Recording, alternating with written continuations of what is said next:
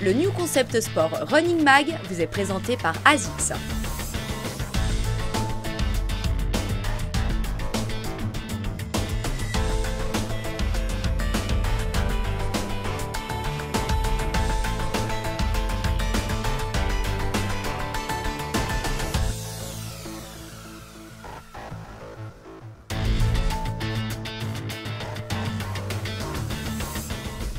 Cet été, la marque américaine Saucony sort la dernière version de l'une de ses valeurs sûres, la Saucony Ride.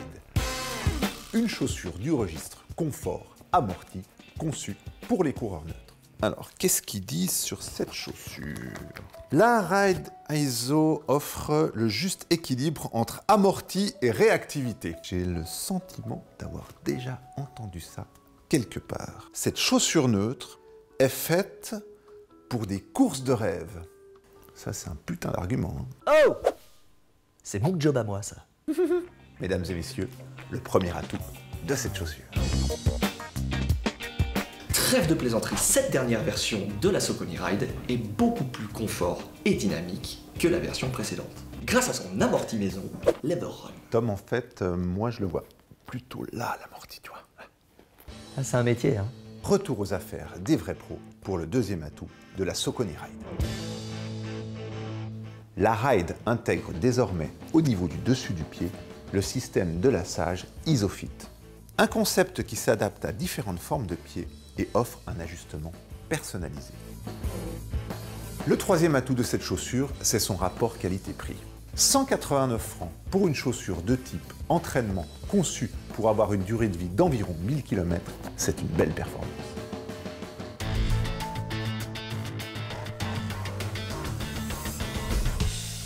Donc aujourd'hui, on va parler de la charge d'entraînement et de la planification. La charge, c'est le volume d'une séance fois l'intensité de la séance. Le volume, on peut le définir soit avec le kilométrage qui est parcouru, soit avec la durée de la séance.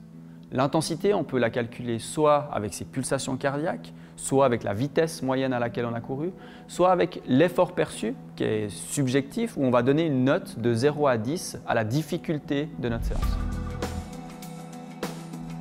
Pour estimer de manière simple la charge de chaque séance, je propose de multiplier la durée de la séance par l'intensité calculée avec l'effort perçu de la séance de 0 à 10. Par exemple, on peut avoir une séance qui durera uniquement 30 minutes mais avec une intensité élevée. Je lui donne une note de 8 sur 10 en termes de difficulté, qui nous donnerait une charge de 240.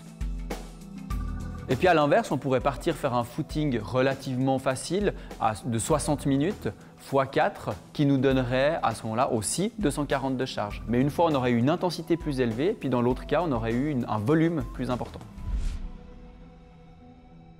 Une fois qu'on a calculé la charge de chaque séance, on peut additionner la charge de toutes les séances de notre semaine et ça va nous donner donc la charge hebdomadaire. D'avoir une vue sur cette charge, ça nous permet de planifier correctement au fil du temps nos entraînements. On sait que si on a une charge trop faible, on ne va pas entraîner suffisamment d'adaptation et donc les progrès vont être limités. A l'inverse, si on a systématiquement une charge trop haute, on va se retrouver avec un risque augmenté de blessure. Dès lors, comment est-ce qu'on planifie notre charge quand on est débutant en course à pied? Le principe de base, ça va être d'augmenter progressivement la charge. Et puis, on va jouer plutôt sur l'élément volume dans un premier temps avant d'introduire de l'intensité. Donc, on va commencer par des séances de plus en plus longues avec des intensités faibles. Et puis, seulement quand on sera à l'aise à un certain volume avec ces intensités basses, on pourra gentiment commencer à faire des intervalles, par exemple, pour augmenter l'intensité de notre séance. Maintenant, si vous planifiez de participer à une course, par exemple un 10 km dans 3 mois, ce sera important, les semaines qui précèdent la course, de progressivement diminuer la charge d'entraînement en essayant de garder des vitesses spécifiques à la compétition, mais en diminuant le volume de vos sorties. Ce qui va également être important, c'est d'introduire régulièrement des semaines ici de récupération entre ces blocs de façon à permettre au corps de récupérer et de minimiser ainsi le risque de blessure.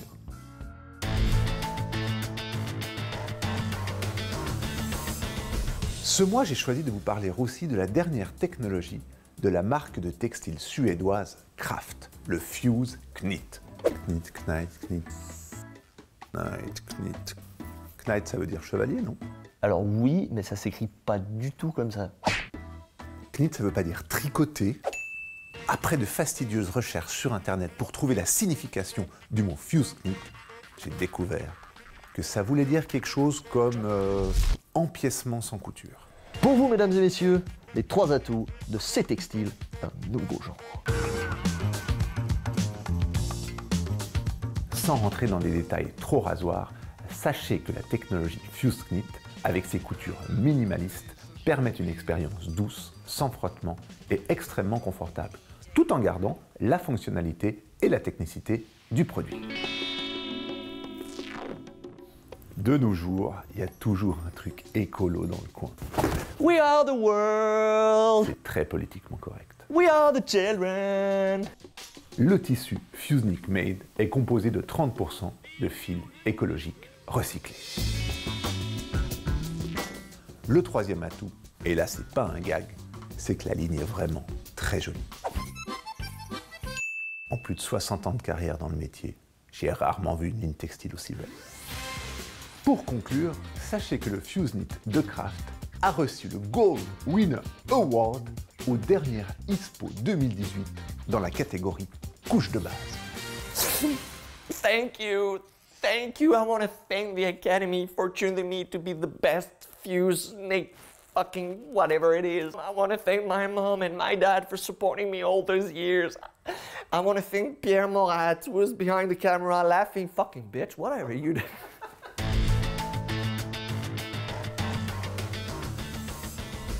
Ce mois, nous avons décidé avec notre coach Fred de rediffuser l'un des sujets les plus populaires de l'histoire de cette rubrique coach. Il date de janvier 2014 et est consacré au travail de la force en milieu naturel. Il a été vu sur internet par des centaines de milliers d'internautes, mais peut-être pas vous. Il peut pourtant vous être bien utile à l'approche des courses d'automne. Alors Fred, tu m'as donné rendez-vous aujourd'hui sur cette fameuse Monte Vecchio, montée relativement raide qui se trouve un peu dans la banlieue genevoise. Beaucoup de coureurs s'en servent pour leur entraînement. Qu'est-ce qu'on va faire? Eh bien aujourd'hui, je t'ai amené là, Pierre, parce que je voulais te faire travailler la puissance musculaire. Et alors, ça, c'est important pour les coureurs populaires. Eh oui, c'est important pour les coureurs populaires parce que la masse musculaire et ta capacité à produire de la puissance, ça va déterminer ce qu'on appelle le coût énergétique. C'est-à-dire que si tu as une bonne puissance musculaire, tu vas pouvoir avoir une foulée qui sera plus rentable. Donc c'est en ça que c'est très important. Alors, premier exercice, c'est le travail des fessiers et des ischio-jambiers, c'est-à-dire les principaux muscles propulseurs lors de la foulée. Donc tu vas me faire ce qu'on appelle le double appui. C'est parti. Le but du double appui, c'est d'apprendre à ta hanche à s'étendre vers l'arrière, c'est-à-dire c'est apprendre la poussée, la propulsion de la foulée vers l'avant. Cet exercice, comme les autres exercices, ce sont des distances courtes, environ 20 mètres, et on va réaliser ce travail 2 fois sur chaque jambe.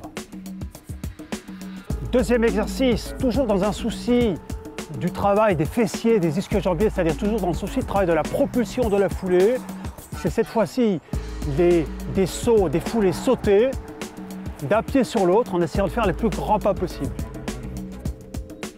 Troisième et dernier exercice en côte, vous l'avez vu, assez raide, c'est un sprint à vitesse maximale sur une distance courte, environ 20 mètres, et on donne le maximum de la puissance qu'on peut donner. On peut même se prendre un petit chrono pour voir si on va plus vite qu'avant. Dernier exercice pour ce sujet sur le renforcement musculaire, c'est course en descente, donc on incline le plan vers le bas. Intérêt de ce travail, c'est travailler la longueur de la foulée, ou ce qu'on appelle encore l'amplitude de la foulée. Démonstration. On y va, Pierrot! Allez, grande foulée, large. Ok, parfait. 5, 4, 3, 2, 1 et go! Alors, Run to Run Carouge fête son 15e anniversaire. C'est une fête extraordinaire. On a eu une ambiance magnifique. Tout le monde s'est fait plaisir, des enfants aux parents, en passant par les athlètes. On a terminé dans un feu d'artifice, poudre de couleurs et light show. Une magie festive au cœur de Carouge. Un immense plaisir pour tout le monde.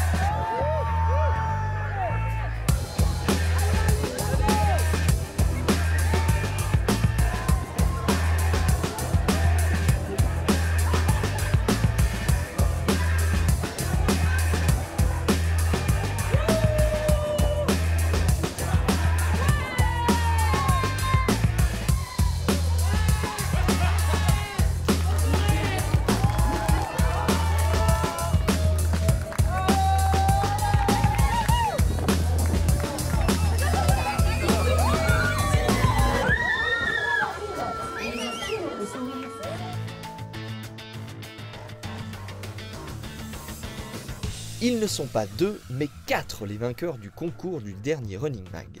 Marie Quenet et Myriam Rotten remportent les 2 paires de chaussures Hoka Clifton 5.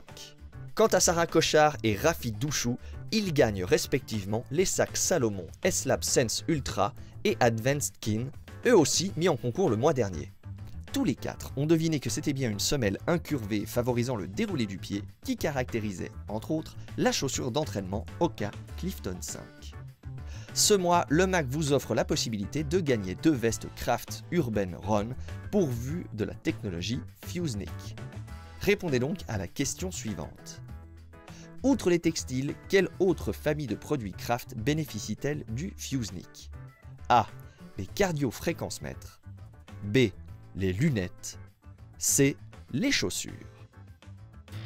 Envoyez dès maintenant votre réponse avec vos coordonnées complètes à l'adresse mag@ncsport.ch. J'entends pas. Un peu plus fort à rouge.